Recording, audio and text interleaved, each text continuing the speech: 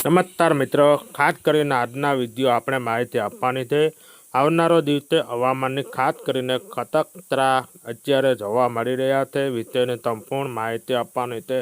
હું આપને જણાવી દઉં છું અત્યારે જે પ્રમાણે જોવા જઈએ તો રાજ્યની અંદર ઘણા દિવસે ઘણા ખેડૂત ભાઈઓ જે આપણે કાતરાનો આધારે જે અવલોકન કરતા હોય છે એ મિત્રો ઘણા બધાને મિત્રોનો કોમેન્ટ આવી રહી છે। મને ફોન કોલ પર આવી ગયા છે ભરતભાઈને આ વર્ષે જે માવઠું થયું દિવાળી પછી માવઠાની પછી કચ્છ જોવા નથી મળ્યા, ત્યારે માવઠાની લાંબા સમય પછી અત્યારે આપણે કચ્છ દેખાઈ રહ્યા છે લગભગ 10 મહિનામાં જેવો થઈ ગયો છે માવઠા ત્યાં સુધી આપણે કચ્છ ન દેખાય પણ હવે આપણે 45 દિવસ પછી કચ્છ જોવા મળી રહ્યા છે। એમાં પણ ખાસ કરીને ઉત્તર ગુજરાતમાં તૂટો તવાયો, કચ્છમાં જિલ્લામાં અનેક વિસ્તારોમાં તવરા તૂટો તવાયા વિસ્તારો છે અને એની સાથે જ મધ્ય પૂર્વ ગુજરાતમાં ભાગોમાં છે એની અંદર 2-3 દિવસમાં આ કચ્છ જોવા મળી રહ્યા છે।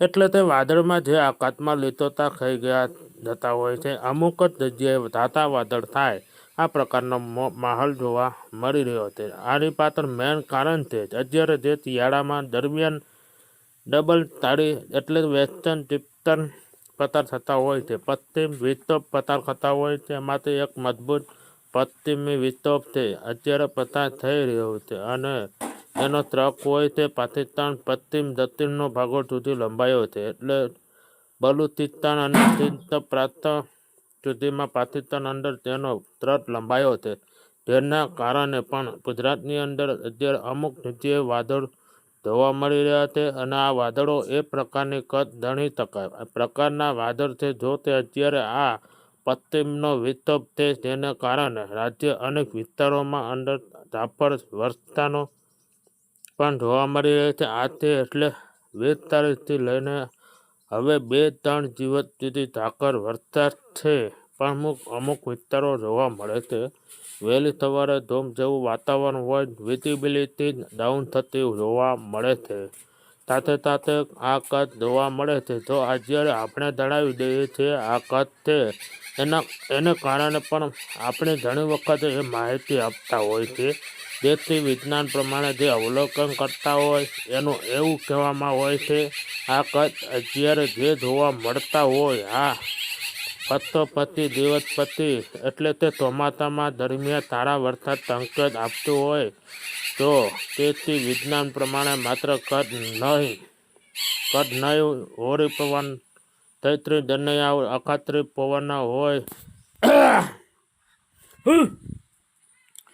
બીજા ઘણા બધા પેરામીટર એના આધારે અવલોકન થતું હોય। આપણે જે વાર્ષિક કાર્યક્રમ બનાવતા હોય વાર્ષિક કાર્યક્રમમાં આપણે દર વર્ષે એપ્રિલ મહિનામાં લોન્ચ કરીએ છીએ સંપૂર્ણમાં ટંકલોથી અત્યારે આપણે આગાહી સેટેલાઇટ માધ્યમ થતી હોય એની અંદર આઈઓડી જેમ અલનની લાનીતે વગેરે પેરામીટર પ્રિડિક્શન કરવામાં આવતું હોય છે।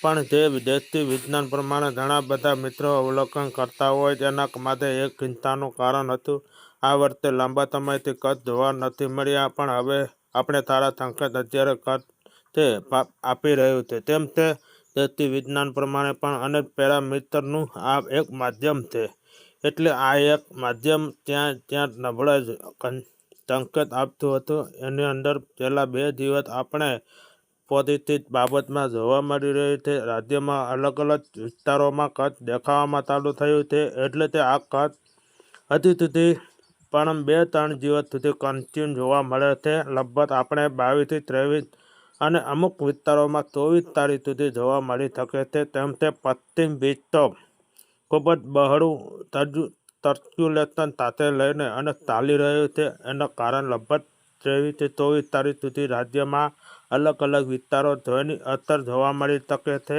અને વાદળછાયું વાતાવરણ જોવા મળી શકે છે। એટલે ખાસ કરીને આ એક આપણે અત્યારે જોવા મળી રહે વાદળછાયું વાતાવરણમાં મળી રહ્યું તેની પાછળ કારણ પશ્ચિમ વિક્ષોભ WD એટલે વેસ્ટર્ન ડિસ્ટર્બન્સ આને કારણ માત્ર વાદળ થશે કોઈ જગ્યાએ વાદળ થાય વધારે પડતા ધાતા વાદળ જોવા મળે આનાથી કોઈ માવઠાનો ડર રાખવાથી નથી. જેમ તેમ હમણાં કોઈ માવઠું ખાવાની શક્યતા નથી. આ ચોક્કસ અમુક વિસ્તારોમાં હવામાન પલટો આપણે જોવા મળતો હોય છે.